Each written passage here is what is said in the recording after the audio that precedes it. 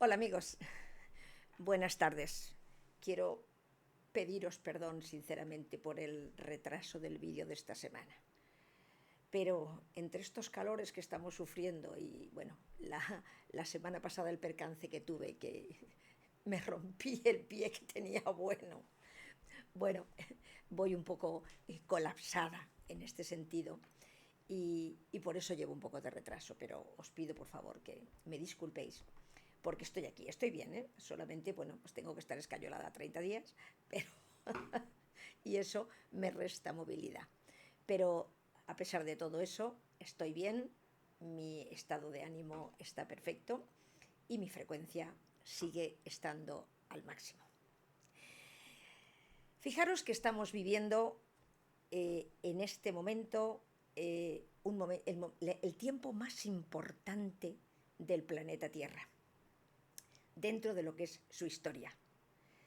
Estamos en ese cambio para el que tantas almas nos ofrecimos voluntarias a venir a la Tierra, sintiendo que desde luego no somos de aquí, que añoramos nuestro mundo, el amor de nuestro mundo, la paz de nuestro mundo. Somos esas almas que respondimos a esa señal, a la llamada que nos hicieron para ofrecernos voluntarios en este momento tan importante que está atravesando este planeta Tierra. El mundo se está fracturando porque las viejas estructuras están colapsando. Las energías densas están saliendo a la luz, a la superficie, para ser vistas por todos, para ser integradas y finalmente para ser transformadas. Nada sucede por casualidad, amigos, en absoluto. No estamos aquí nosotros para salvar al mundo con violencia ni con protestas. Estamos aquí simplemente para mantener unas frecuencias que anclan la luz en el planeta y es la que nos hará recordar quiénes somos. La ascensión no es una cosa externa, es un proceso interno, celular, atómico, vibracional. Y sucede cuando cada uno de nosotros elegimos no reaccionar desde el miedo, sino desde la compasión. Vamos a contar algunas curiosidades que nos revelan que por encima de las energías del ser humano hay una energía muy superior a la nuestra y con una perfección absoluta que desde luego nosotros no tenemos. ¿Sabéis que un hombre sano, después del acto sexual con una mujer, libera unos 400 millones de espermatozoides? Imaginaros si esa cantidad llegara al útero, pues nacerían 400 millones de bebés. Pero, ¿cómo ocurre en realidad este proceso biológico? Es curioso de saber. Estos espermatozoides corren como locos hacia precisamente el útero de la madre. Sin embargo, solamente unos 300 o 500 logran sobrevivir a esa carrera. ¿Y qué pasa con el resto? Bueno, pues simplemente mueren de agotamiento o derrota en el camino hasta llegar hasta ese útero. De estos 300 o 500 espermatozoides que quedan vivos, imaginaros que solamente uno de ellos logra penetrar en el óvulo, fecundarlo y lógicamente de ellos nace un bebé. Solo uno de ellos, el más fuerte. Ese es el único que logra penetrar en ese óvulo, fecundarlo o simplemente establecerse en su sitio. ¿Y sabéis, amigos, quién es ese óvulo tan fuerte que ha logrado vencer esa carrera? Somos nosotros. Eres tú. Y soy yo. Imaginaros que si ya vencimos ese gran desafío antes de nacer, muchísimo antes de nacer, ¿cómo podemos pensar que no somos capaces de soportar los obstáculos en el camino que nosotros mismos elegimos antes de reencarnar? Pero tenemos un gran enemigo, nuestra mente. Este es el que realmente impide que nosotros logremos muchísimas cosas. Fijaros el poder que tiene la mente. En 1944 se hizo un experimento brutal para demostrar el poder y el dominio que tenemos todos nosotros aquí. Un prisionero fue sometido, repito, a un experimento bestial. Le vendaron los ojos, lo acostaron en una camilla y le dijeron que le iban a cortar las venas. Sin embargo, en vez de hacerlo, solo lo rozaron con un bisturí sin tan siquiera herirlo y dejaron caer agua templada para que simplemente pareciera que era sangre, para simular la sangre. ¿Sabéis cuál fue el resultado de este experimento? El hombre murió sin una sola gota de sangre perdida ni derramada y ni tan siquiera un solo corte en su piel. ¿Cuál fue la razón? Su mente creyó que estaba muriendo. Eso es autosugestión.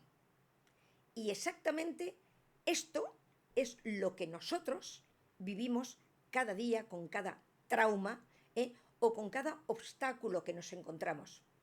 Nos sugestionamos con ello y simplemente pensamos que ese momento circunstancial negativo que estamos viviendo o que nos ha ocurrido es permanente y se queda incrustado en nuestra mente de tal manera que no lo olvidamos nunca. Fijaros una cosa, hay una cosa curiosa. El no vivir en el presente implica que ese sufrimiento que nosotros tenemos diariamente por los obstáculos que se nos presentan en la vida, lo vivamos primero en el presente. Primero lo vivimos pensando qué podría suceder.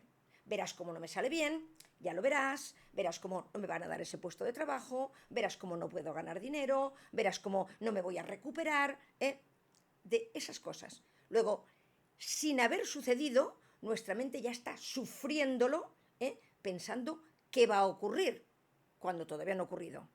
Luego lo sufrimos cuando ocurre en el presente.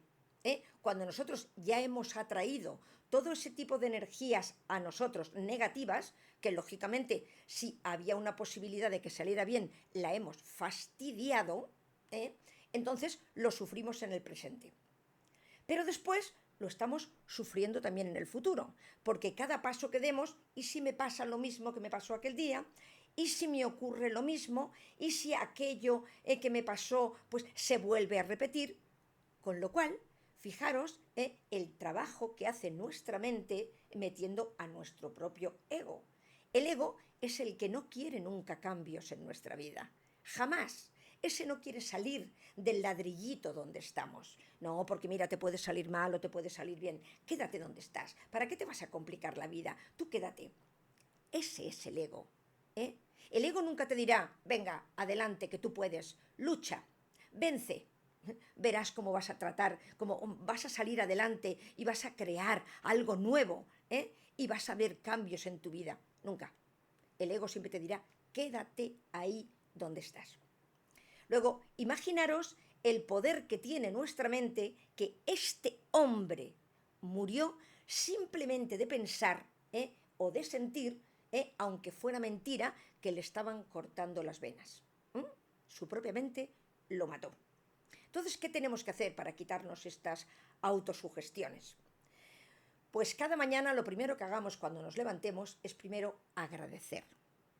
Agradecer a nuestro Creador que estamos vivos, que tenemos un hogar, que tenemos un trabajo, que tenemos salud, que tenemos una casa.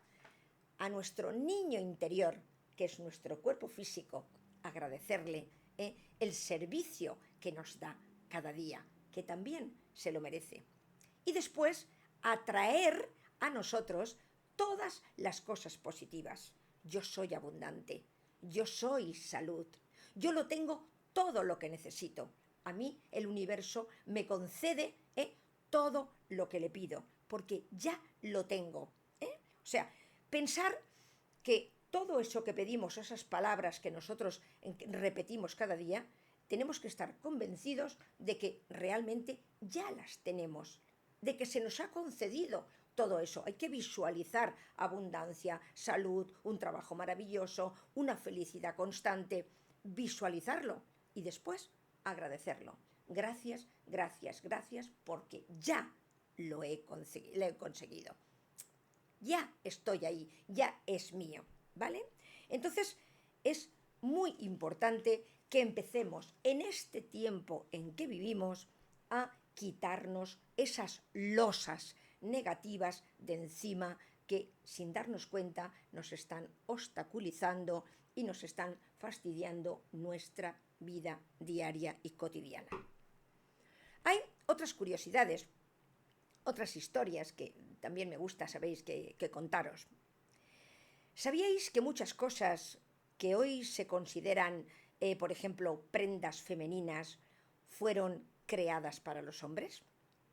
Por ejemplo, los tacones altos, los bolsos, el maquillaje e incluso las toallas desechables, es decir, las compresas, que las mujeres generalmente utilizamos.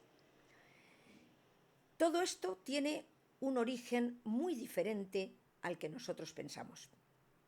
Los tacones altos aparecieron por primera vez en la antigua Persia, donde eran usados por los guerreros a caballo para mantener el pie firme en el estribo.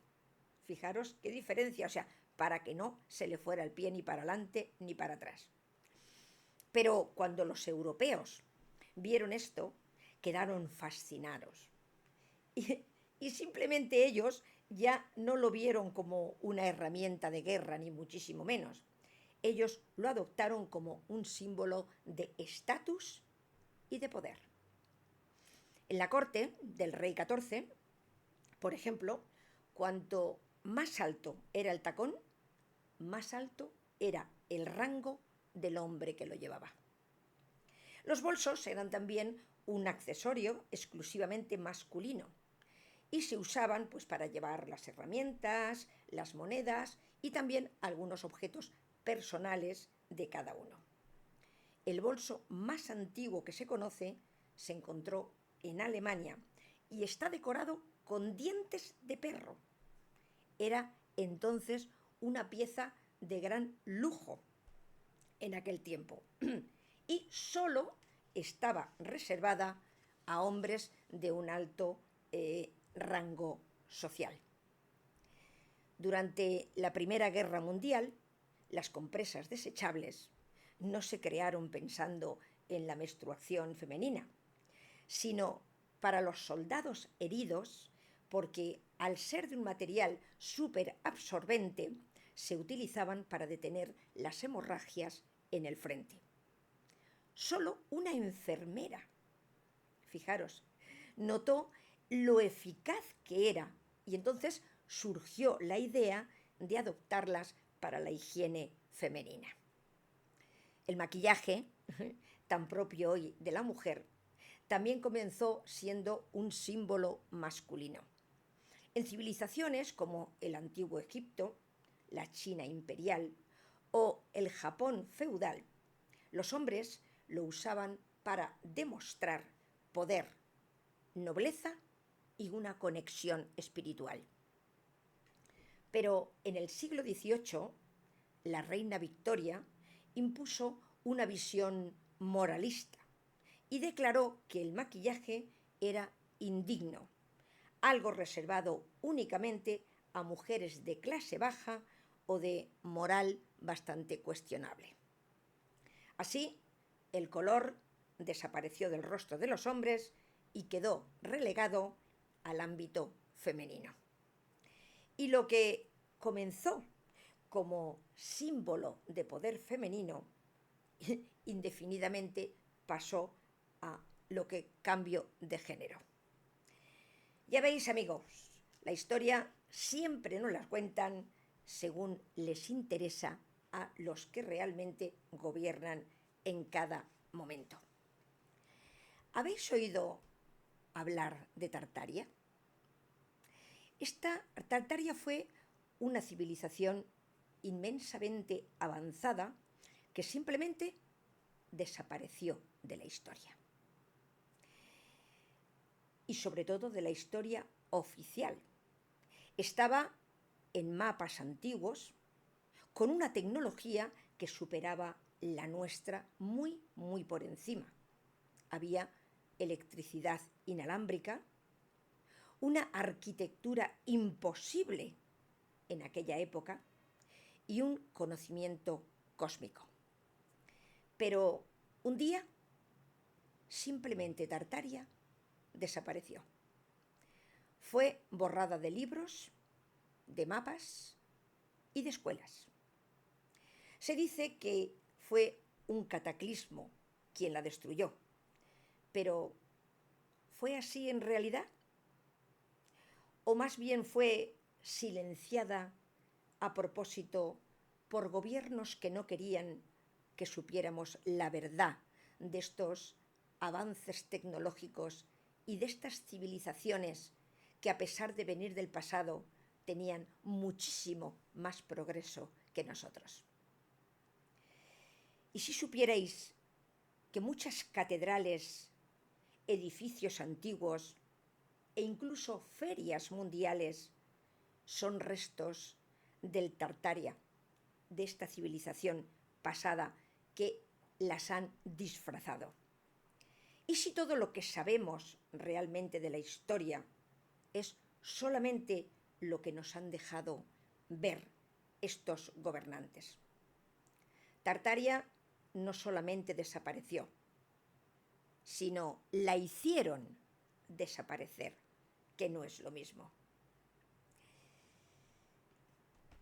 Y ahora pasamos a cosas que van a hacer en el futuro y que tienen planificada para el 2027. En el 2027 nos van a implantar estos gobernantes que existen ahora, si llegan hasta entonces, ¿vale? O sea, estamos hablando de los planes que ellos tienen, pero no de que los vayan a llevar a cabo hasta el final. Eso todavía hay que verlo. Quieren implantar grillos en nuestra comida. Ya nos están dando el polvo de insecto, pero ahora nos quieren meter los grillos. Y no es una teoría, es un plan. Y ya consta en sus archivos oficiales. Mientras ellos pretenden comer buenos filetitos y todo lo mejor, pues a nosotros nos van a tratar o nos están tratando de convencer de que las hamburguesas de grillos es lo mejor para nuestra salud. Pero fijaros si es casualidad. Los mismos que están promoviendo todas estas normas, como Bill Gates y sus secuaces, entre ellos, son los dueños de estas empresas. ¡Qué coincidencia!, ¿verdad? Pero nos los están vendiendo como ayuda para salvar el planeta. Es por nuestro bien, nunca lo olvidéis. Sí, hay que salvarlo, pero hay que salvarlo de todos vosotros. de eso sí tenemos que salvar el planeta. Yo que de eso hay una dieta que se llama la dieta de pobreza y es lo que realmente ellos tienen diseñado para nosotros. Porque, como nos dicen que somos demasiados en el planeta, pues hay que buscar la forma sutil de ir reduciendo la población sin que se note mucho. Pero lo más fuerte de todo esto es que estos insectos, lógicamente, estarán modificados en un laboratorio para que sean todavía más efectivos para nosotros. Mirar las etiquetas de los helados, del chocolate y de tantos y tantos productos que tienen esa pequeña ranita que le han puesto. Eso ya significa pues, que tiene polvos de harina de insectos. Con lo cual, no la compréis. Que se la coman ellos si tanto la promocionan. Y bien, vamos a ver, porque nosotros tenemos que cuidar nuestra salud, pero precisamente ellos no van a mirar por nuestra salud. Por eso están destruyendo o pretenden destruir nuestros campos y tallar nuestros olivos y nuestros naranjos para implantar, a ver si comemos placas solares. Y ahora voy a responder, para terminar el vídeo, a una pregunta que me habéis hecho varios de vosotros. ¿Es correcto que al morir seamos incinerados? Una buena pregunta. Bueno, igual que el cordón umbilical, cuando nos lo cortan antes de esas 17 horas o 12 horas antes de nacer, causa una inestabilidad al bebé que se está incorporando a la vida, la incineración igualmente requiere un periodo de 72 horas mínimos para no causar un sufrimiento al espíritu del ser que se marcha. Y nada tiene que ver esto ni con religión, ¿vale? Estos son reglas espirituales. Chico Javier, alguien que yo admiraba profundamente, recibía canalizaciones de seres altamente evolucionados, como Emmanuel o Andrés Luiz. Y en ellas advertía los errores que cometemos a la hora de la muerte sin tan siquiera darnos cuenta de ello. Cuando quemamos un cuerpo demasiado pronto, el espíritu puede sufrir y sentir el dolor. Pero la pregunta es, ¿y por qué exactamente 72 horas? ¿Qué ocurre en ese mundo espiritual durante este tiempo para que sea necesaria esa espera? Emmanuel explicaba a Chico Javier que también tenemos que mantener un respeto por las vísceras de nuestro cuerpo, el cuerpo físico en el cual hemos habitado mientras hemos estado en la tierra, ya que fue nuestro refugio y nuestro hogar mientras estuvimos aquí. Y hay gente, pues, que le tiene muchísimo apego a la materia, o al dinero, o al plano físico, a la parte física.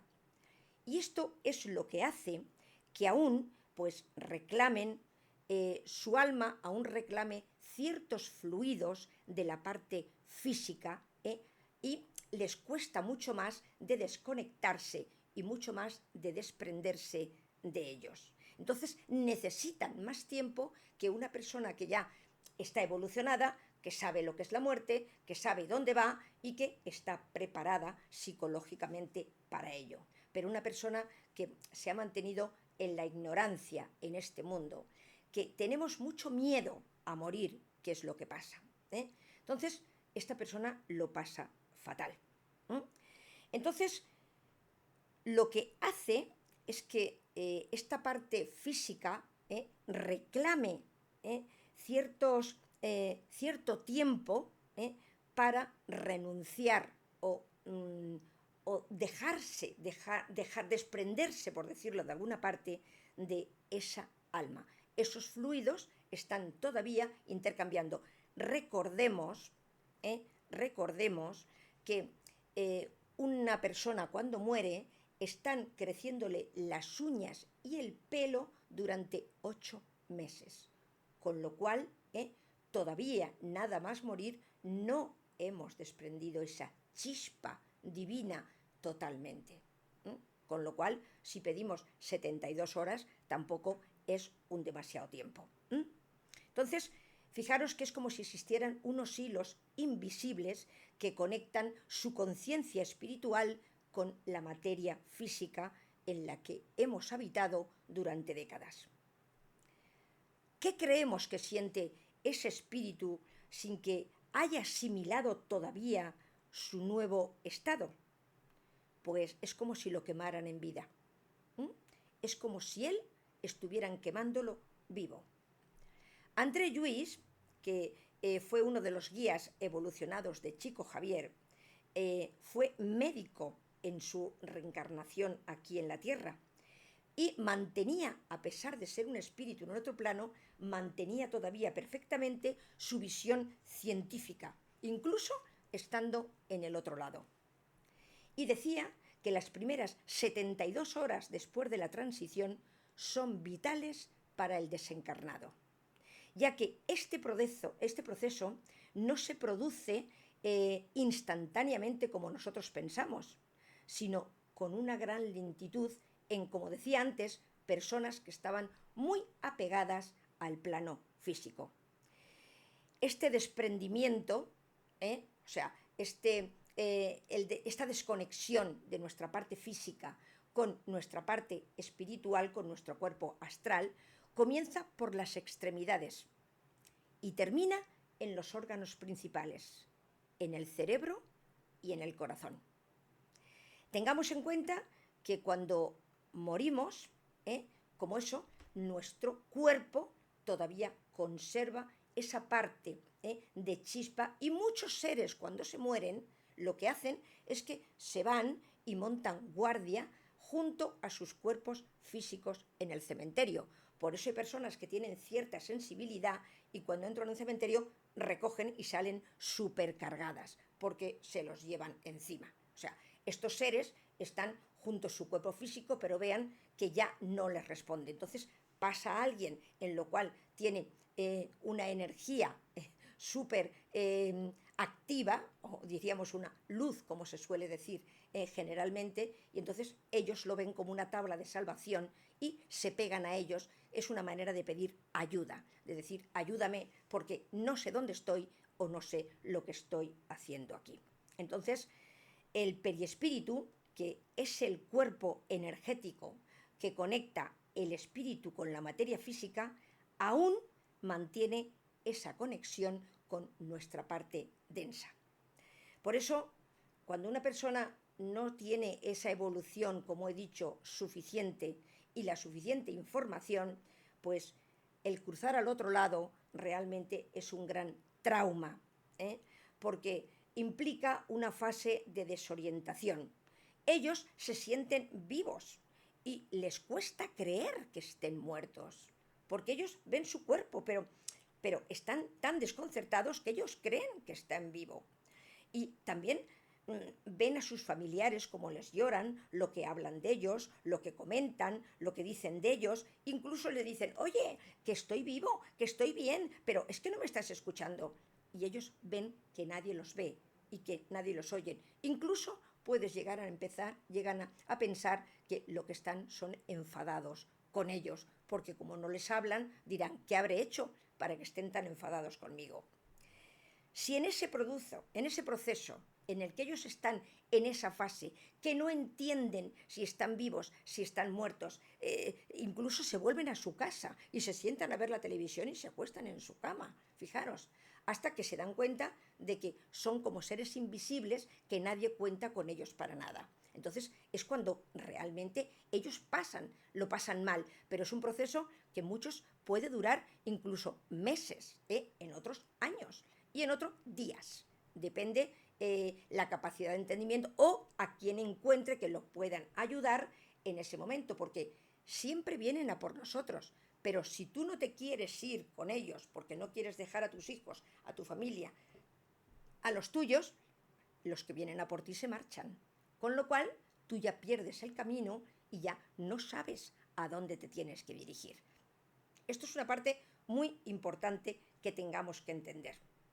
Entonces, si durante ese proceso de desorientación se produce esta cremación, pues lo que hace es que el espíritu sufre exactamente igual como si le estuviéramos quemando a él.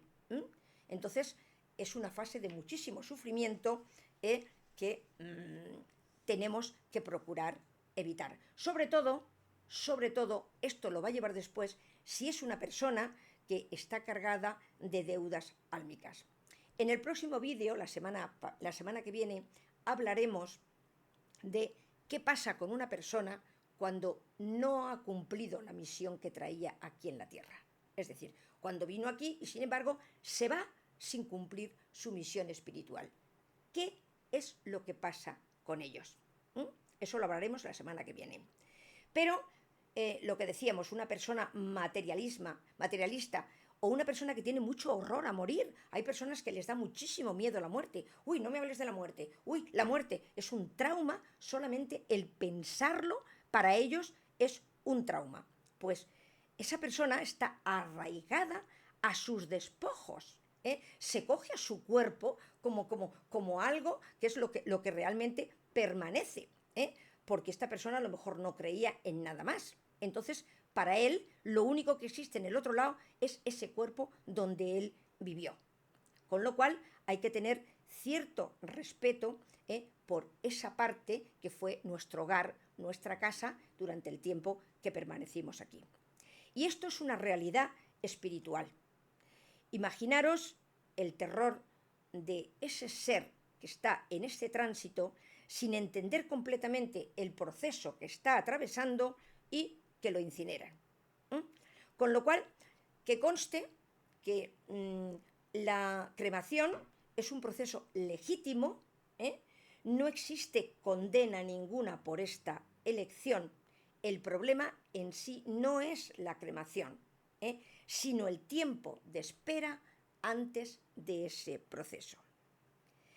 Pero en esas 72 horas, estos seres que nos vienen a ayudar, si realmente ellos quieren escucharlo, tienen tiempo suficiente para hacerle entender a este ser pues que ha fallecido, que su vida aquí en la Tierra ha terminado y que va a pasar a una fase distinta y diferente. Es una transformación. La muerte no es un final.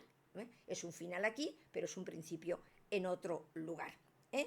Entonces, también tenemos que entender que estos seres necesitan ese espacio de tiempo para poder comprender cuál es el proceso que están atravesando. La ciencia moderna ya empieza a corroborar también ciertas cosas en relación a esto de la muerte. Investigaciones bastante recientes muestran que cuando una persona tiene una muerte cerebral, este puede tardar hasta 32 horas en apagarse completamente sus últimas neuronas. Las células de la piel continúan todavía dividiéndose hasta 24 horas después de esta muerte clínica. Por esto es necesario mantener esta caridad, diríamos, o esta compasión con el cuerpo físico hasta que él entienda que su ciclo aquí ha terminado. Y ahora aquí llega una pregunta que también me habéis hecho.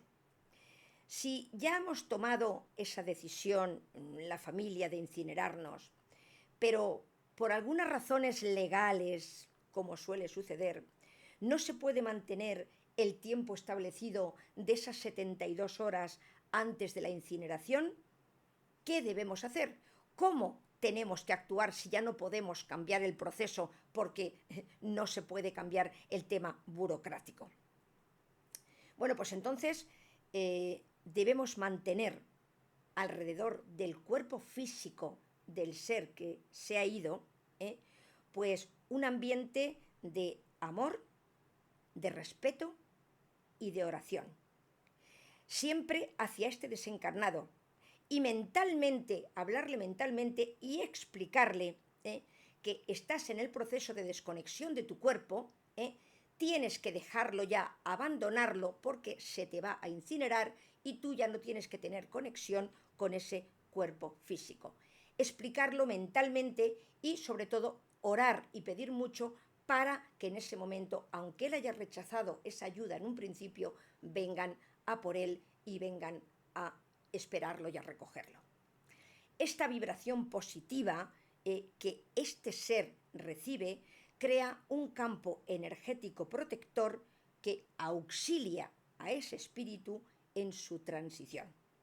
Por eso, amigos, es importante que mientras estamos en la Tierra y sin obsesionarnos con la muerte, vayamos adquiriendo conciencia de que este es un proceso que sí o sí vamos a vivir todos. La muerte es algo por lo que tenemos que pasar. Yo, desde luego, no me quiero quedar aquí definitivamente. Y si estamos preparados y sin miedo, porque no hay que tener miedo, pues el trance no tiene por qué ser traumático de ninguna manera. Es como cuando nos mudamos de casa o nos mudamos de país. Dejamos todo atrás para comenzar una nueva vida y, lógicamente, comenzamos en otro lugar, comenzamos en otra nueva casa y, aunque en un principio nos cueste adaptarnos, pero al final incluso ahí podemos encontrar la felicidad que no teníamos en el lugar de origen de donde venimos. Así es que creo que os he aclarado bastante el tema de la incineración y la próxima semana seguimos hablando de estos temas y otras noticias interesantes. Amigos, disculpadme el retraso, repito, de esta semana y bueno, espero que este calor no os esté afectando demasiado y nos vemos en el próximo vídeo. Un beso para todos.